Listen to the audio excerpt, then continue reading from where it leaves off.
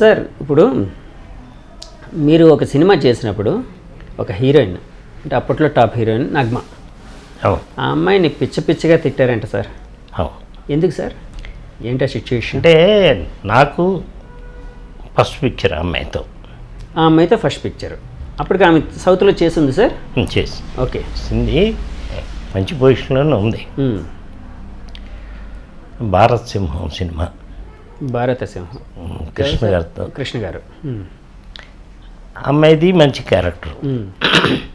నేను మా ప్రొడ్యూసర్కి చెప్పా, సార్ మనం కుట్టించి మనం కొనేదానికన్నా ఆ అమ్మాయిని కొనుక్కొచ్చుకోమనండి, బిల్లు ఇచ్చేయండి అన్న. అది మరీ ఒక చిన్న నిక్కరు, ఒక చిన్న ఇది ఇట్లాంటివి తెచ్చి 60,000 బిల్లు ఇచ్చింది. అప్పట్లో 60,000 అంటే చాలా ఎక్కువ. మా ప్రొడ్యూసరు నేను అన్నాడు, అది ఏడుపు. నేను చెప్పా, సరేమ్మా నువ్వు ప్రొడ్యూసర్ ఎలాగన్నా సావండి, నాకు వద్దు, ఇది నా సినిమా, నాకు బాగుండాలి, నీ 60,000 ఇదిగో తీసుకో, నువ్వు చెయ్యి. నో ఆయన ఇవ్వాలంటది, వాడు నో అంటాడు. వాడు ఎమ్మ నో దబ్బా, నా సినిమా పాడైపోద్దురా, అది బాంబేలో కూర్చుంటుంది, నువ్వు ఎక్కడ కూర్చుంటావు, ఇక్కడ ఏమన్నా సాగర్ సినిమా అనుకొని ఇస్తున్నాళ్ళు దివాలా తీస్తారు, ఇన్ని ప్రాబ్లమ్స్ ఉన్నాయి ఎవరైనా. అప్పుడు కోపం వచ్చి తిట్టాల్సిన పరిస్థితి వచ్చింది. అది ఎలా సాల్వ్ అయింది సార్ మరి తర్వాత? ఇంకేం సాల్వ్ కాలే, దొబ్బేసింది. ఆ అమ్మాయి ముంబై వెళ్ళిపోయింది. తర్వాత మిగతా పార్ట్ అంతా ప్రొడ్యూసర్ వచ్చాడు, సినిమా కంటిన్యూ చేయండి అని, ఎవరితో తీయనన్న. అడేదో మార్చి చేస్తాను కాదు అన్నాడు, మార్చిదా ఎవడో రైటర్ని అంటే పెద్దడే మార్చి తెచ్చారు. ఏమై ఇది నువ్వు చెప్తున్నావా, ప్రొడ్యూసర్ నీకు చెప్పి నువ్వు నాకు చెప్తున్నావా అన్నా. లేదు సార్ ఆయనే చెప్పాడు.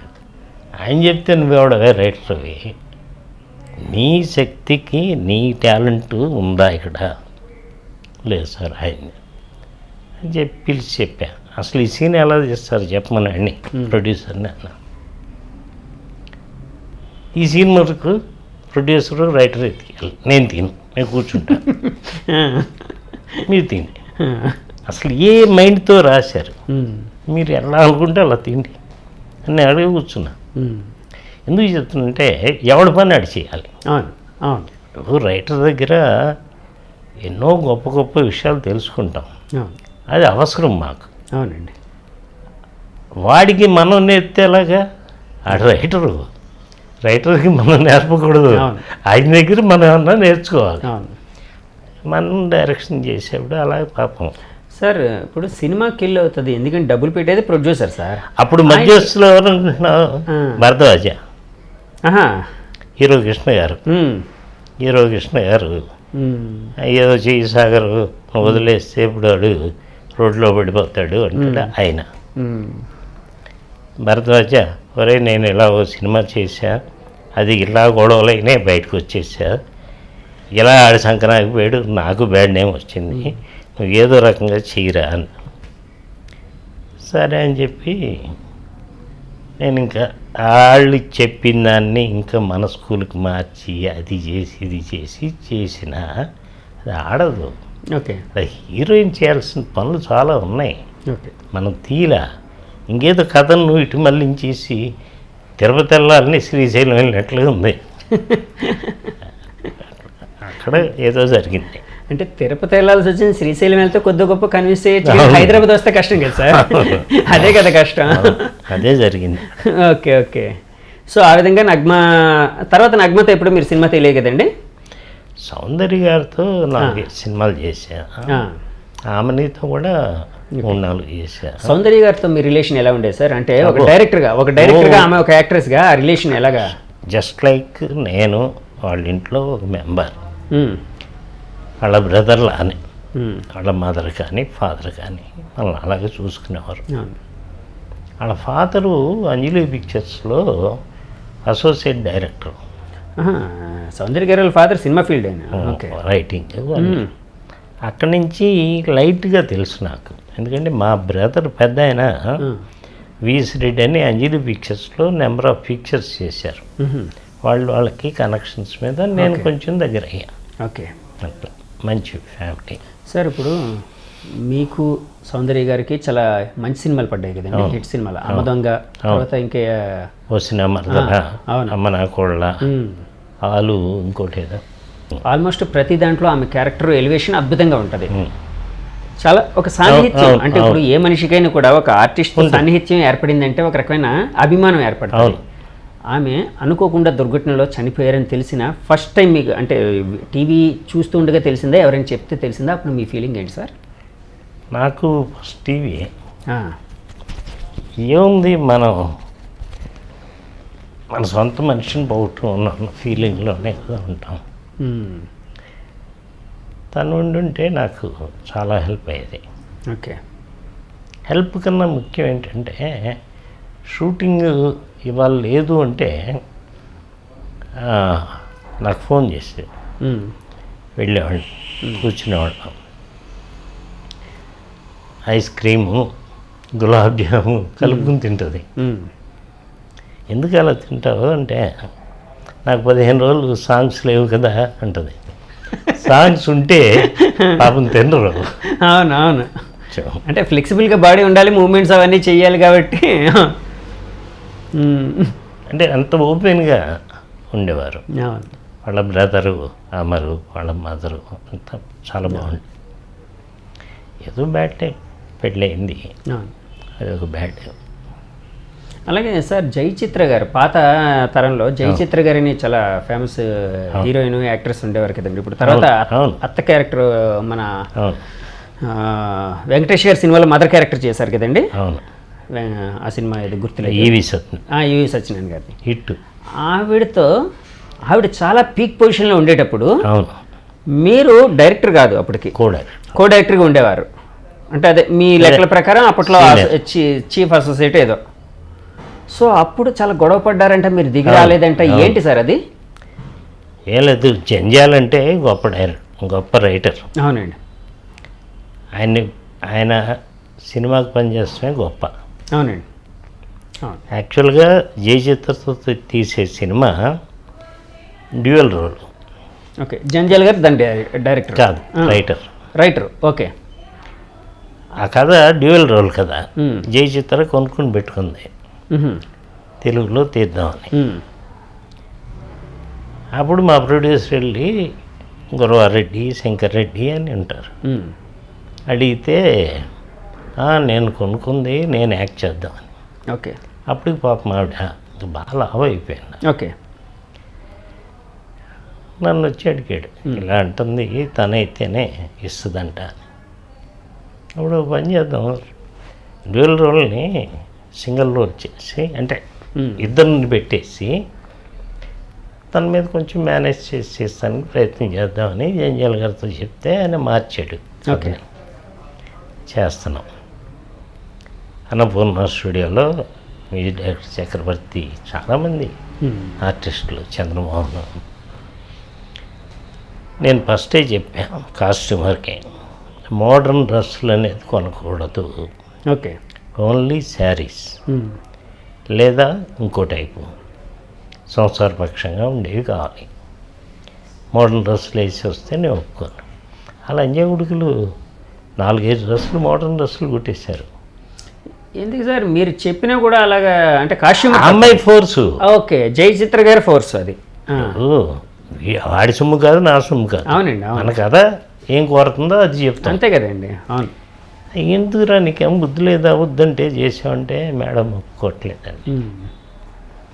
సరే, ఎప్పుడు షూటింగ్ వచ్చినా తగిలించి పెట్టండి. కరెక్ట్గా సీన్ అయిపోయి ఇంకో సీన్లోకి వెళ్ళేటప్పుడు నేను వెళ్తాను. ఇంకెవరిని పంపించినా ఆవిడకి ఎక్కదు. ఈ సీన్ ఏంటి, ఇది కదా, ఇది కట్టుకో అని చెప్పాడు. వచ్చాడు. ఆ రోజు ఆ సీన్కి పెళ్లి చూపుల సీన్. ఓకే, ఇక్కడ దాకా గ్లౌజులు, ఫ్రాక్, అంటే కాశ్మీర్లో ఉండేటట్లయితే మోడర్న్ ఈ వేసుకొచ్చింది, క్రిస్టియన్ వాళ్ళు గౌన్స్ వేసుకుని. తను ఆ డ్రెస్లో వస్తుందని నాకు తెలుసు ముందే. నేను మా కుర్రాడు చూసాడు కదా. ఓకే ఓకే ఓకే, అసిస్టెంట్ చెప్పాడు. ఎవరు అమ్మాయితో మాట్లాడద్దు, అది వచ్చి కూర్చుంటుంది, కూర్చోనండి. మనం షూటింగ్ చేయట్లే, అవును మధ్యాహ్నం ఇది 3 o'clockకి, అవును మనం ఇంక ఇవాళ షూటింగ్ చేయట్లే. అవును ఆ అమ్మాయి ఆ డ్రెస్ మార్చుకుని వచ్చినా ఆరైపోద్ది, అవును అందుకని వేస్ట్. ఉమ్, కోటారెడ్డి డైరెక్టర్ దానికి, ఉమ్, ఆయనకి చెప్పా, సార్ ఆ అమ్మాయి ఆ డ్రెస్లో వస్తుంది, ఆ డ్రెస్లో వస్తే మీకు నచ్చితే మీరు సినిమా తీసుకోండి, ఓకే మీకు నచ్చకపోతే వదిలేయండి, నాకు నచ్చల. పైగా నేను ఇది వేసుకోమని చెప్పా, ఆవిడ అది వేసుకుంది. ఉమ్, ఈ డైరెక్టర్ కాబట్టి మీ ఇష్టం, నేను ఇన్వాల్వ్ కాను ఈ సీన్కి ఓకే అని నేను బయట చక్రవర్తి నేను బ్యాగ్ అడుకుంటూ వచ్చింది, కూర్చుంది. ఎవడు పలకరించట్లా. చాలామంది ఆర్టిస్టులు గీత చాలామంది ఉన్నారు, అవును ఎవరు పలకరించట్లా. దానికి ఏం చేయాలో అర్థం కాల. దానికి ఒక అసిస్టెంట్ ఉంటుంది, ఉమ్, నల్లగా ఉంటుంది. నువ్వు వెళ్ళి డైరెక్టర్ గారికి నేను రెడీ అని చెప్పు అంది. ఓకే అది వచ్చి చెప్పింది. నాకు చెప్తాంటే కో డైరెక్టర్కి చెప్పు, అది నా దగ్గరికి వచ్చి ఇవాళ షూటింగ్ లేదని చెప్పు మీ మేడంకి అని చెప్పి, షూటింగ్ నేను చేయట్లా. తను ఇక ఎంత బతిమాలిందంటే అంత బతిమాలింది. నాకు ప్రెస్టేజ్. అప్పట్లో ఈవిడ చాలా పవర్ఫుల్ కదండి. అబ్బో, పెద్ద పెద్ద హీరోలనే దొంగబెట్టేది. ఎంజీఆర్ గారిని ఇలాంటి వాళ్ళని ఆవిడ లెక్క చేసేది కాదు. రూల్ చేసింది, ఉమ్, రూల్ చేసింది. ఆ, అది ఉంటుంది అంతే. అవునవును ఆ, కానీ ఎప్పుడు పడితే అప్పుడు ఎలాగా, ఆ. నేను అమ్మదొంగ అప్పుడు ఉండే రూల్ ఇప్పుడు చేయలేను. అవును అవును అవును అప్పుడు వేరు, అవునండి మనం అప్పుడు చేయలే ఇప్పుడు చెయ్యం అవును. చెప్తున్నా. ఆవిడ రూల్ చేసింది. సో ఆవిడే రిక్వెస్ట్ చేసింది మిమ్మల్ని. నా వల్ల కాదమ్మా, నేను ఆ డ్రెస్లో ఉంటే నేను చెయ్యను, నేను అసిస్టెంట్గా పనిచేయను, ఉమ్, మా గురువుగారికి నచ్చితే చేసుకోమన్నా. ఆయనకి మధ్యలో ఇరకాటం. ప్రొడ్యూసరా నా ఫ్రెండు గురువారెడ్డి, శంకరెడ్డి, అలా చాలా ఇబ్బంది పడింది. ఉమ్, ఫైనల్కి రిక్వెస్ట్ చేసింది బాగా, ఉమ్, అందరి ముందు నేను ఫుల్ అయిపోతా, ఓకే దయచేసి చేయండి, కావాలంటే ఈ సీన్ని మెడ్రాస్ వెళ్ళినాక మెడ్రాస్లో తీసుకుందాం. ఓకే ఇంకా ప్రొడ్యూసర్ కూడా వచ్చి బతిమాలాడు, అరే బాబు నా సినిమా ఆగిపోద్ది ఏదో చేయరా అని చెప్పేదో చేసాం. సార్ అప్పట్లో డైరెక్షన్ డిపార్ట్మెంట్ అంత పవర్ఫుల్గా ఉండేదండి. ఆ, అయ్యో, అప్పుడు ఎంతమంది సార్, ఉమ్, గట్టిగా ఉంటే ఒక 20 మంది చీఫ్ అసోసియేట్లు ఉండేవారు గట్టిగా. రాఘవేంద్రరావుకి మన్నయ్య, ఉమ్, బాబాయ్ గారికి మురళీమోహన్, ఉమ్, నేను బిగ్వి ప్రసాద్కి, అలా ఉన్న 10 మంది డైరెక్టర్లకి ఇలా 10 మంది. అవును కొన్ని సినిమాలు అయితే మంచి చీఫ్ లేడని చెప్పి పోస్ట్పోన్ చేసుకున్న రోజులు ఉండేవి. బా ఉమ్. ఇప్పుడు ఇప్పుడు అంతా వేరే విధంగా ఉంది కదా సార్. సార్ ఇప్పుడు జబర్దస్త్లో యాక్ట్ చేస్తున్న అదే జడ్జిగా వెళ్తున్న ఇంద్రజ ఉంది కదండి, ఈ ఇంద్రజకి లైఫ్ ఇచ్చింది మీరే. అవును, తెలుగు సౌత్లోని లైఫ్ ఇచ్చింది మీరే. ఎందుకంటే అమ్మ దొంగలో ఆ అమ్మాయి క్యారెక్టర్ పెట్టి ఆ అమ్మాయికి ఒక ఎలివేషన్ ఇచ్చారు. అవును. తర్వాత నెక్స్ట్ సినిమాలో ఆ అమ్మాయి ఏవో ఎక్స్ట్రాలు చేసిందని చెప్పి ఏం ఆ లేదు. అమ్మాయిని ఏంటి సార్ అది? కేఆర్ విజయ్ గారు సొంత ఫ్లైట్స్ ఉన్నాయి. అవును, చాలా పెద్ద ఆవిడ ఇల్లే ఒక ఇంద్రభవనం. అవును ఆవిడకి అమ్మ మీరు ఎంతమంది వస్తారు మైసూరు అంటే, అందరం వస్తామండి, పేర్లు చెప్తే మా మేనేజర్ ఫ్లైట్ టికెట్స్ బుక్ చేస్తాం. ఎక్కడికి? మీరు ప్రొడ్యూసర్ సార్ ఆ సినిమాకి? అంటే మా తమ్ముడు ప్రొడ్యూసర్, ఓకే, మీరు డైరెక్టర్. ఓకే, జగదేక్ వీరుడు సొంత ఇది జగదీక్ వీరుడు. రెండో సినిమా అమ్మ దొంగ తర్వాత ఇంద్రజాకి. అవును, సేమ్ కృష్ణ గారి కాంబినేషన్. అవును. ఫస్ట్ దాంట్లో సౌందర్య, ఆమని, ఇంద్రజ. అవును. సెకండ్ దాంట్లో ప్రేమ, సౌందర్య, ఇంద్రజ గారు. అంటే తను వద్దండి ఫ్లైటు ఇక్కడి నుంచి బెంగళూరులో దిగి బెంగళూరు నుంచి మళ్ళీ కారులో వెళ్ళే బదులు నేను ఇక్కడి నుంచి డైరెక్ట్గా కారులో వస్తే ట్రైన్లో వస్తాను, మా అసిస్టెంట్స్ అందరూ మా కారులో వస్తారు.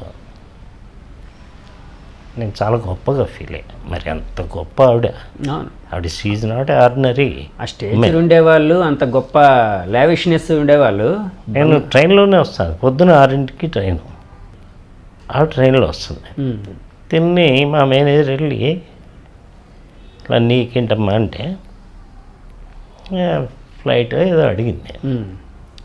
ఇలా కేఆర్ విజయ్ గారు అంతా ట్రైన్లో వస్తున్నారమ్మా, వెళ్తా అంటే కలిపి పంపిస్తాను. అవును, నేను ట్రైన్లో వెళ్తే వాంతులు అవుతాయి అంది. ఈ ట్రైన్లో వెళ్తే వాంతులు అవుతాయి అన్న పదం నాకు పుట్టినప్పటి నుంచి ఇప్పుడు దాకా ఎవరు అలా ఫస్ట్ టైం విన్నారు. విన్నా. సరే తను ఎలాగొస్తే అలా రమ్మనండి. బస్ సిక్నెస్ ఉంటుంది కానీ ట్రైన్ సిక్నెస్ అనేది ఎప్పుడు ఎవరు వినరు. వాంతులు వస్తాయని అడిగి నేను ఒకటి చెప్పాను. ఆ అమ్మాయిని అనవసరంగా మనం ఎంకరేజ్ చేసాం.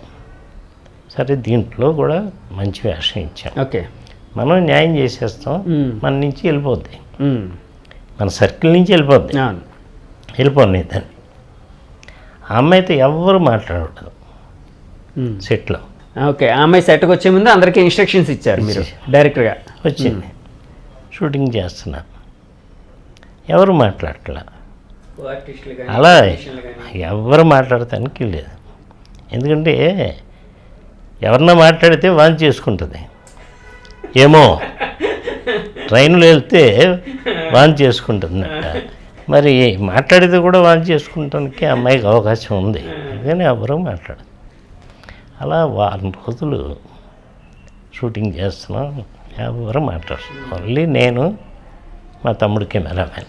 షార్ట్ రెడీ అయినప్పుడు ఆ షార్ట్ చెప్పడం అంతవరకు, అంతే. అమ్మాయికి యాక్టింగ్ చెప్పడం. తర్వాత వచ్చి ఏడు చేసింది. అదండి తప్పమ్మా, నువ్వు ఇక్కడ, నేను ఇక్కడ పెట్టాం. అవును, అది మెయింటైన్ చేసుకో. అవును, అది మా దగ్గర కాదు, నువ్వు ఇంకోటి దగ్గర చెప్పుకో అని ఏదో చెప్పాం. ఇంకా అక్కడి నుంచి మళ్ళీ వాళ్ళు తప్పైందని నాకు ఇంకెందుకు పడించుకుంటారు సార్. తర్వాత ఆ అమ్మాయి మీతో కలిసి జర్నీ చేసింది అంటే తర్వాత ఇంకే సినిమాలో పెట్టారు సార్? ఆ అమ్మాయిని పెట్టలేదు.